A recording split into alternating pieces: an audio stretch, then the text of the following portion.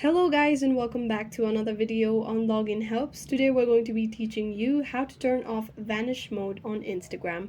But before getting started, remember to support our channel, hit the like button, subscribe and turn on your notification bell so that you don't miss out on any new videos by us. First, head on over to your Instagram application. Now swipe left from your home feed and you'll be led to your chat section.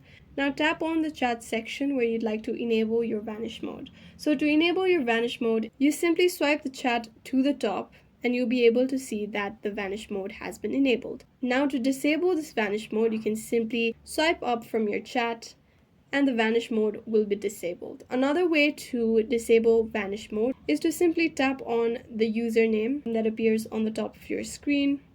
Over here, you'll be able to see the option of privacy and safety. Tap on it. As you can see, the vanish mode switch has been toggled to turn it on. So to turn it off, simply toggle the switch back to gray and it will disable the vanish mode on your Instagram. As you can see, the vanish mode for my chat has been turned off, and these are the two ways you can turn off your vanish mode on Instagram chats. I hope this video was useful. If you have any questions, let us know in the comments down below, and thanks for watching.